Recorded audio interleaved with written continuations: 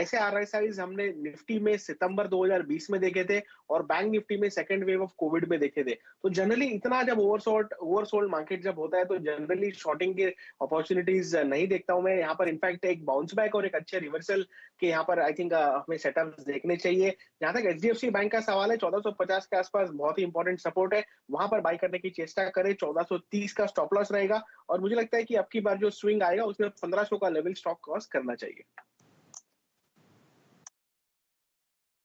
ये एक बाउंस आपको पीवीआर में बहुत जबरदस्त तरीके से आता हुआ दिख रहा है। डेट साहब प्रस्तुत कीजिए कैंडलस्टिक चार्ट।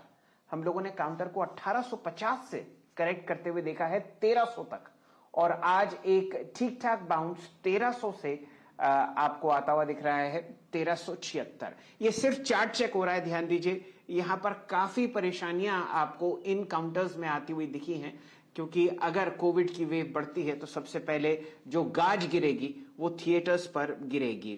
मानस जायसवाल साहब, सिर्फ बताइए चार्ट्स पर आपको कैसा लगता है फिलहाल पीवीआर?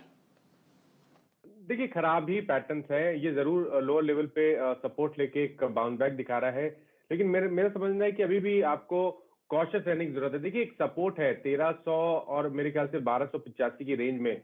अगर वो लेवल्स ब्रीच हो जाएंगे तो यहाँ पर गिरावट और सीवियर हो सकती है। इसलिए बेहतर तो यही रहेगा कि आप अवॉइड करिए। अगर आपके पास लॉन्ग पोजीशन है तो 1285 का स्टॉप लॉस रखिए, और खरीदारी तो केवल 1510 1520 के ऊपर करनी है, उससे पहले ही एक शॉर्ट कैंडिडेट है।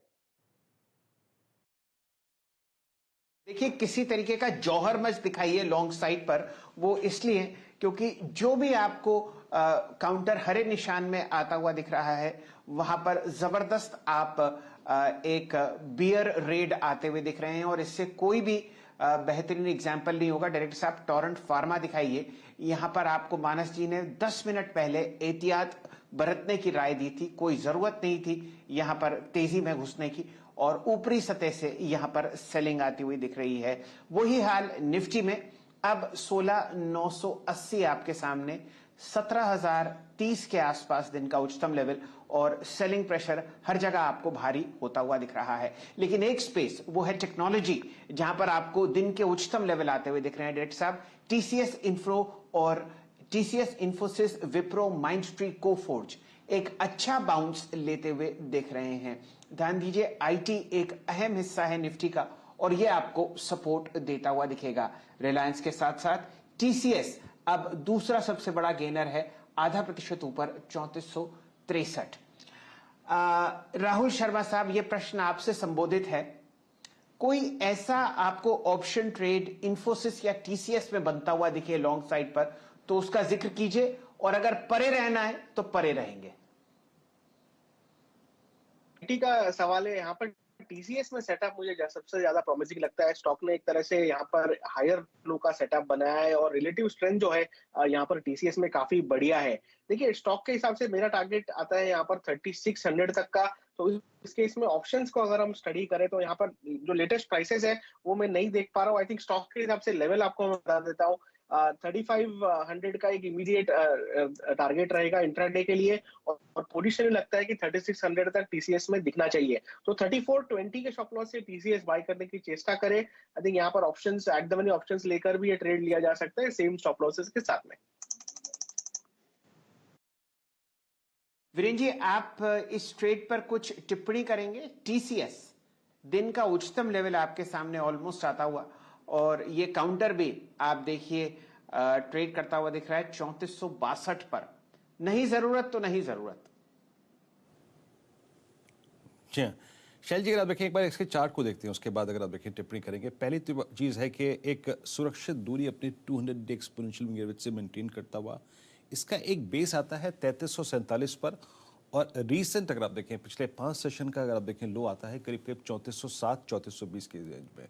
तो वहां से एक पुल बैक है, और मैं थोड़ा सा अगर इसको और शॉर्ट टर्म पर्सपेक्टिव से देखूं या फिर 5 डे या फिर 6 डे चार्ट्स पे देखूं तो इसका एक ब्रेकआउट पॉइंट बनता है शैल जी करीब करीब 3480 के ऊपर। 3480 के ऊपर 5 मिनट चार्ट्स पे, 15 मिनट चार्ट्स पे और 60 मिनट चार्ट्स पे एक सप्लाई जोन है। तो ये पुल बैक शायद 3480 3482 तक जाएगा। इस पुल बैक का टेस्ट ऑफ स्ट्रेंथ जिसे कहते हैं ना, वो होगा 3485 पे।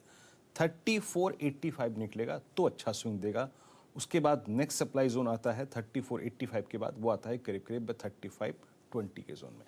अभी आपकी स्क्रीन पर आप देखें तो उस सप्लाई जोन को चेस करता हुआ, दैट इज अराउंड 3485 आपकी स्क्रीन पर डे हाई पर अगर आप देखें टीसीएस ट्रेड करता हुआ। लेकिन एक चीज़ शैल जी बड़ी दुविधापूर्ण है कि अब HUL जो है बिहेव कर रहा है अपने एग्जैक्टली मार्च 2020 की तरीके से। अगर आप देखें कोविड-1 ने जब हमें स्ट्राइक किया था, हमने अमूमन धारणा ये रखी थी कि जनाब 200 डे एक्सपोनेंशियल मूविंग एवरेज के आसपास आके जो HUL है वो अपने डाउन साइड को रेस्ट्रिक्ट कर लेता है और एक बेस बिल्डिंग एक्सरसाइज में लग जाता है, लेकिन वो इस बार नहीं हो रहा है। राहुल जी, आपकी राय क्या है?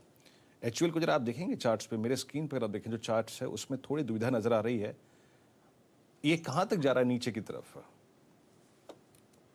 जी हाँ, थोड़ा पेचीदा चार्ट जरूर है यहाँ पर। इनफैक्ट मुझे लगा था कि 2350 के आसपास स्टॉक सपोर्ट लेगा और हमें रिवर्सल देखने को मिलेगा, लेकिन ऐसा कुछ यहाँ पर हो नहीं रहा है। आई थिंक टेक्निकली यहाँ पर आपको जगह नीचे में खुलती हुई दिख रही है। इनफैक्ट 2300 के नीचे ये स्टॉक के अंदर तकरीबन 80 रुपए की डाउन साइड और ओपन हो जाएगी, यानी कि 2220 तक के लेवल यहाँ पर ओपन होंगे। तो आई थिंक बेरिश सेटअप है, यहाँ पर कोई डाउट नहीं है। इसके अंदर 2350 है जो कि एक सपोर्ट था, एक रेजिस्टेंस का काम करेगा। तो आई थिंक अगर किसी को शॉर्ट ट्रेड भी लेना है तो 2350 का स्टॉप लॉस रखे। ओवरऑल स्टॉक जो है यहाँ पर एक फ्रेश सपोर्ट के नीचे एक फ्रेश लो बनाकर ट्रेड कर रहा है। आई थिंक 2300 के नीचे एक नई वीकनेस यहाँ पर बनेगी 2220 के लक्ष्य के लिए। आपकी स्क्रीन पर आप देखें तो इस वक्त HUL डे लो पर आके ट्रेड करता हुआ। अच्छा, याद रखिएगा रिलायंस इस वक्त 2484 पर है। मैं अगेन याद रखिएगा जब मैं टिप्पणी करता हूँ रिलायंस पे, तो रिलायंस क्योंकि इंडेक्स का एक महत्वपूर्ण कंपोनेंट है, उसका इम्पैक्ट देखिए आप निफ्टी पर 17,036 पर। तो रिलायंस एडवांटेज अगर आप देखें इस वक्त निफ्टी को देता हुआ, वो एडवांटेज निफ्टी बैंक के पास नहीं है।